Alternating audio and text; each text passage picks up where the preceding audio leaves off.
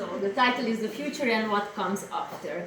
As many of you know me, I'm Edina Doci, I'm a work psychologist and also a leadership scholar. And in my free time, I TED Talk. And today I'm going to TED Talk you through two of the major challenges that our societies are facing today. One is the robotization of work, and the other is climate change. And we work psychologists are obviously at the forefront of solving these major societal issues. And today I'm going to present you some instant solutions for both problems based on my own groundbreaking research. So, political and organizational leaders often come to me and ask me what to do with this thing, with this robotization of work. I mean, it's a big problem, right? And it is a big problem because according to the more optimistic forecasts, by 2040, nearly 60% of today's jobs will be done by robots. So we conducted a large-scale survey study to understand the true effects of robotization of work on our society. And I'm going to introduce you to this study first. So, the participants in our study were 600 full-time employees in the Belgian business sector. They were employed in a wide variety of positions. There were some sales managers, IT engineers, accountants, robotic lawnmowers, prosthetic arms, drones, robotic secretaries. This one is an auditor, and so on. So we had many different occupations in our sample. Now the average age, can you please close the door just, thank you. The average age of our participants was 11 years old, because currently there is no regulation in Europe that would prohibit employing underage robots. Now, as for the gender, half of the humans were male and half of them were female, but most robots identified as non-binary. And then let's see some of our findings. Okay, so what we found, that the robots showed much higher performance than the human resources, much higher organizational citizenship behavior, higher organizational commitment, and much higher job satisfaction. Now let's see what the humans came up with. So they scored a lot higher on turnover intentions and absenteeism, engaged in much more counterproductive work behavior, and they also whined a lot. And I'm going to introduce you our main conceptual model. First, I just let it sink in a bit. It's very complex, so you need to study it a bit. Okay, now I will talk you through it briefly. So our main hypothesis was this one here, that everything predicts performance. And that this relationship is moderated by the type of resources we are dealing with. So whether the resource at hand is a human or a robot. And then there were other many very important propositions here. Unfortunately, I don't have the time to go through it in detail, but I'm happy to send you our full paper. It was published in the Journal of Performance, Productivity and Pannekuchen. It was a Dutch journal. And as for the statistical analysis, it's very complicated statistical analysis that we did in SPSSRM+, which is a sub-package of LGBTQIA+ for researchers. And all our hypotheses were incredibly confirmed. It was incredible. So, based on these findings, what I suggest to leaders is to lay off approximately 90% of human resources. So this guy is the winner here, you can see, and keep only those human resources who have leadership potential, because all lower level jobs can be and will be done by robots, only much better. But who has leadership potential?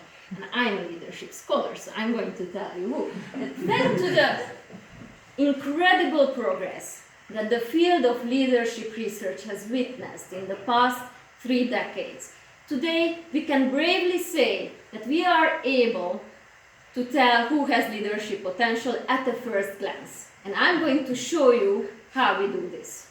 Okay, ready?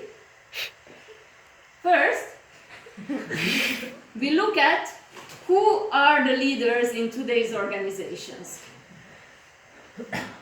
And that's it. Voila. These are the people who have leadership potential, obviously, right? It's brilliant, huh? I'm always amazed what science can do.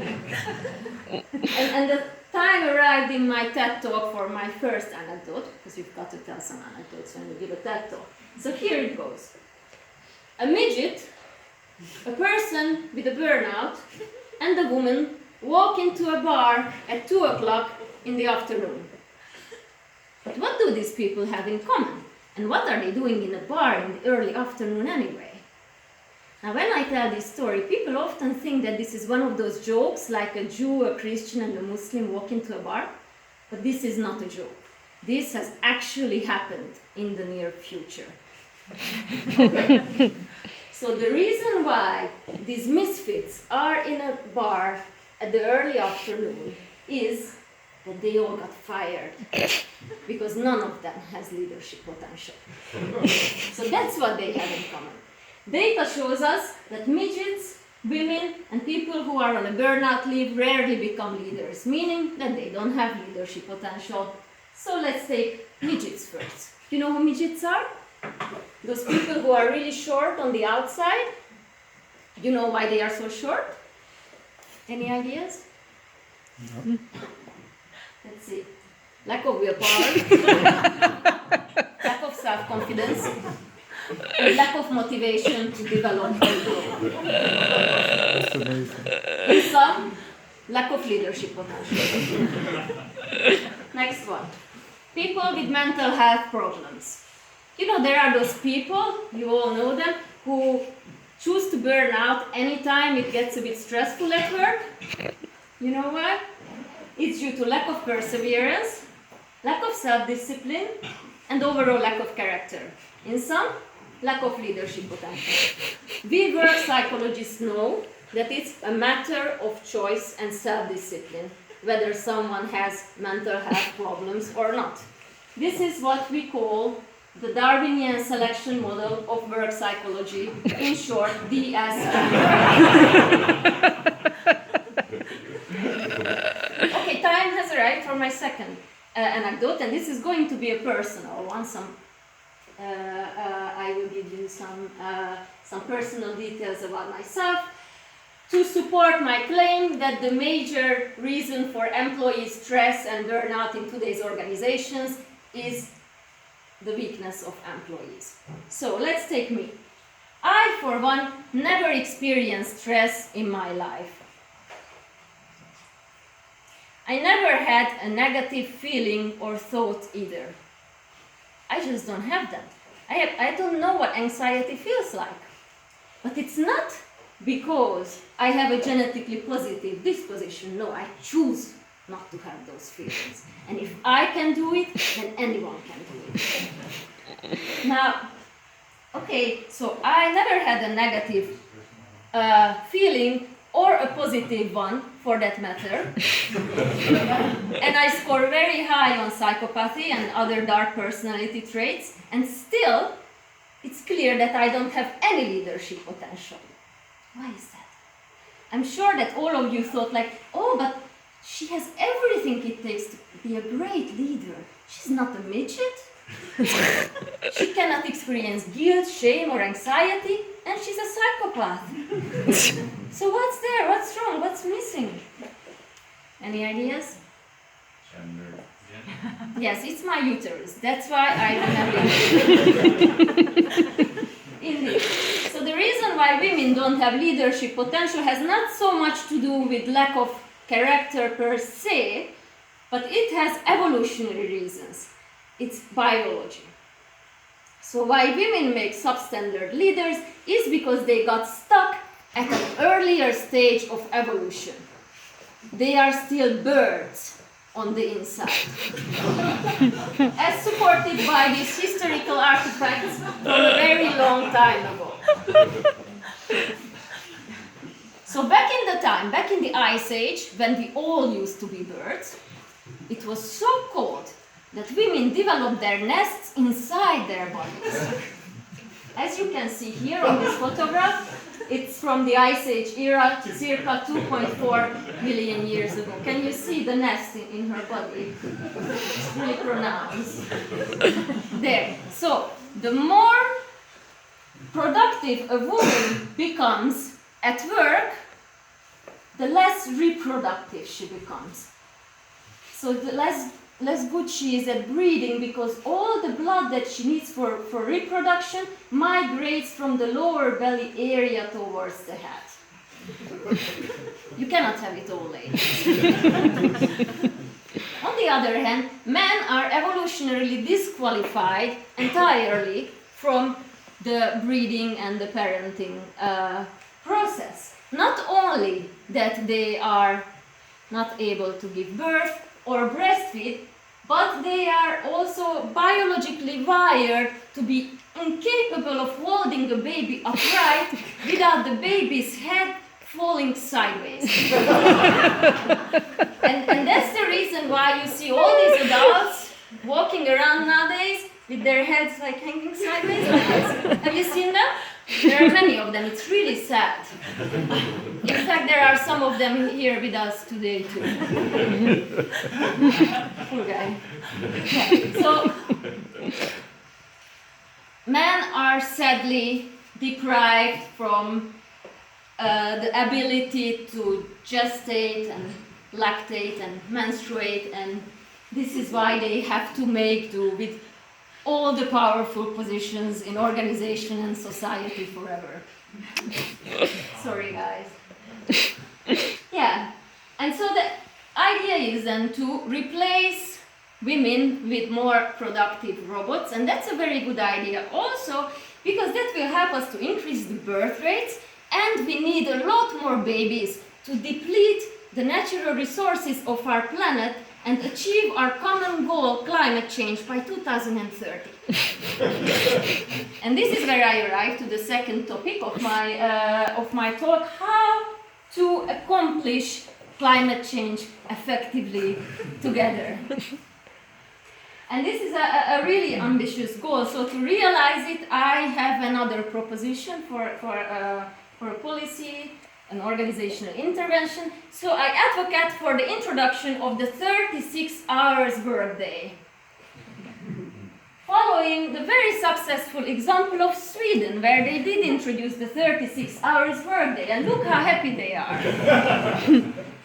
Now, all over the media, this was reported as the introduction of the 6 hours workday, but that was because of a typo in the original press release. So that was just a mistake. So to make people work 36/7 would lead to not only very productive employees, and we work psychologists know that a productive employee is a happy employee, right?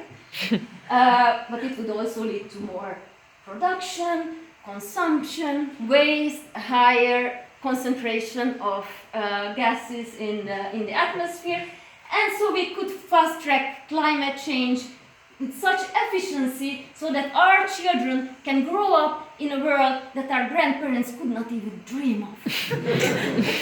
It's a wonderful vision, right? Okay, so time for my last personal anecdote. It will be very personal. And this one is because I'm going to tell this one because I do get criticized for advocating for the 36 hours workday on the basis that people don't want to work all that much. But is that true? Let's see. So, my husband and I bought our deathbed recently. There was an incredible discount in IKEA on deathbeds, and we just couldn't resist.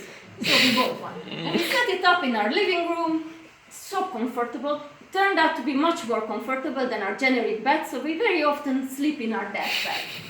So one evening, my husband and I are TED-talking in our deathbed. And my husband turns to me and says, "Oh, I wish I worked more today."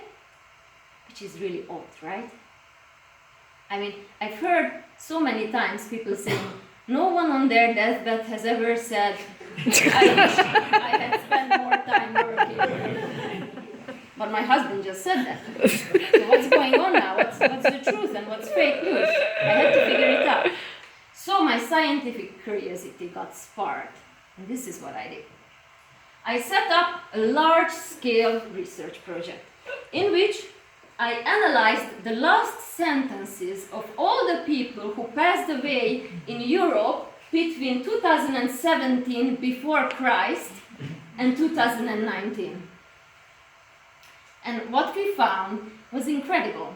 More than 100% of dead people had said, "I wish I had worked more," right after they passed away.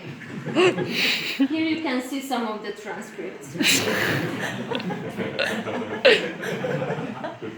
So this proves that work is more important to people than their families, their hobbies, their health, anything. So it is not only the interest of employers to make people work longer hours, but it would equally benefit employees as well. Now, I also get criticized for something else by my rivals.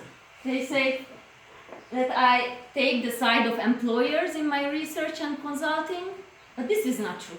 I also advocate for very positive organizational interventions. For example, I advise organizations to reinforce their windows to prevent employee suicide, following the very successful example of the European Commission, where they did just that, and the in-house suicide rate had decreased dramatically. So by today, most civil servants go to the shopping center nearby to jump from the window, but that is recreational suicide, so that doesn't count. So I'm about to end my TED Talk. To sum it up, we work psychologists are on the forefront of solving the most pressing issues today, and I want to encourage everyone to use and invest all your energy, time, and talent to find answers to the single most important research question: how to increase employee productivity in today's organizations. Now, so this is the end of my TED Talk, but if you liked it, feel free to come to me after this session. I'm very happy to continue TED Talking to you in the break. I can also give you my price list. I give TED Talks in children's birthday parties. And I can also come to your home to give a sort of private TED Talk. Your partner can also join. Sometimes partners like to join, sometimes they just like to watch while their spouse is TED talking with a stranger. As you want. Thank you for your attention.